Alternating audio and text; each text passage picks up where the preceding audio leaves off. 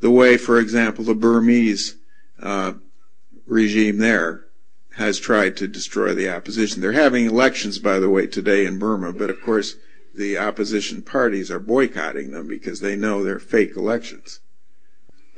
Well, in Ethiopia in 2005, you did hold elections, and the government lost.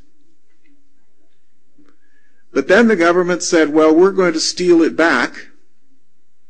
We're going to not allow the election results to ever be publicized. And not only that, we'll arrest anybody who demonstrates against our declaration of the results, namely that we have won the election. And so that's exactly what they did. And you know the result. They murdered well over 100 people right after that election, and then after that rounded up all the leaders of the opposition and threw them into prison. And one of the things I was proudest of in representing Fikadi Haile Mariam Selassie Semani this past week, he had the courage to actually go visit some of those prisoners in that prison. And it was there that he was arrested and tortured. You know, it takes courage to run a revolution, because that's what it's going to take. It's going to take a lot of courage. But it's also going to take a lot of organization. And you here in Washington, with the kinds of incomes that you can earn here in Washington, with the, if you will, trans-ethnic kinds of identities that you have developed here, people here realize we are all Ethiopians. We're not Amharic or Oromo or Tigrayan. I mean, we are all Ethiopians. And I think that kind of unity is what is going to bring down the Meles regime.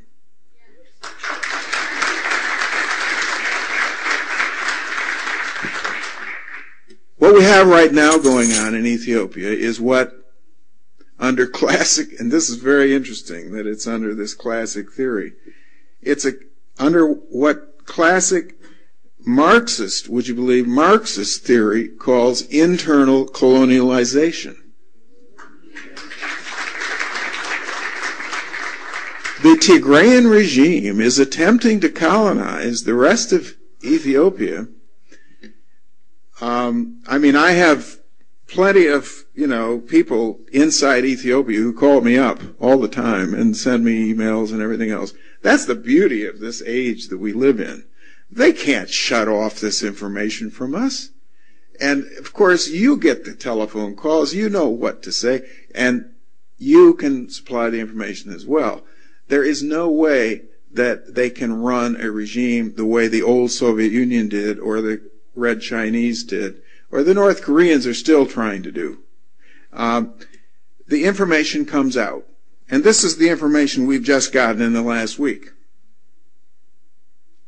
First of all, and of course this comes out of our request to the High Commissioner for Human Rights in Geneva back in 2009, we asked her to appoint a special rapporteur to investigate the massacres and to investigate the genocide, because that's exactly what it is, that has occurred in many parts of Ethiopia. It's not just genocide. There's also been many crimes against humanity. Mass torture, rape, mass violations of all kinds. We've asked her to actually investigate these things. I happen to know that there are people in Geneva who are doing it. It's very quiet, but it's being done. But within Ethiopia, the regime, after the 2005 massacres, set up a commission to investigate and to come out with a report.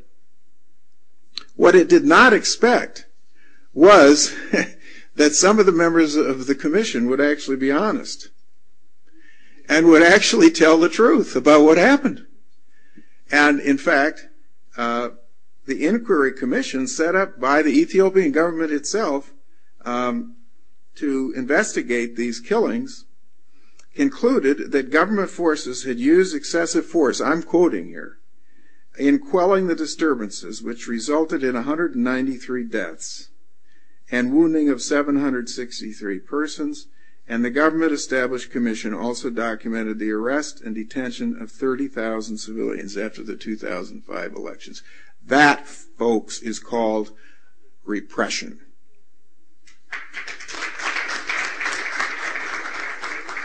And so what happened? The government said, oh, no, that's terrible, my God.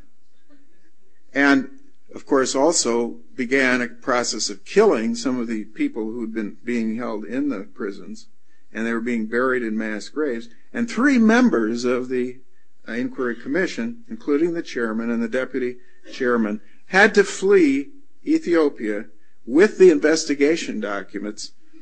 And 2 of these individuals, Judge Frahiwat Samuel and Mr. Matiku Techome, have found a safe haven now in the United States. And I am proud of that.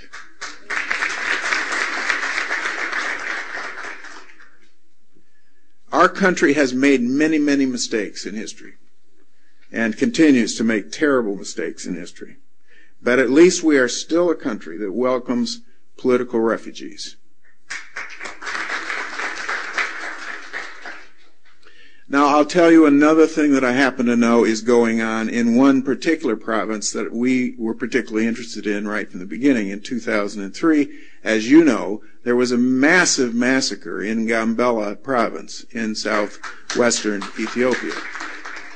And we sent in research teams to take a look at that, and we concluded it was genocide. Right in Gambela City on December 13th, 2003, 424 Anuak were targeted. I mean, they marked their houses. They were singled out and they were murdered. And then, after that, they continued the murders for weeks afterwards. Our estimates are at least over 1,000 people were murdered. And a lot of others fled then into Sudan to refugee camps there.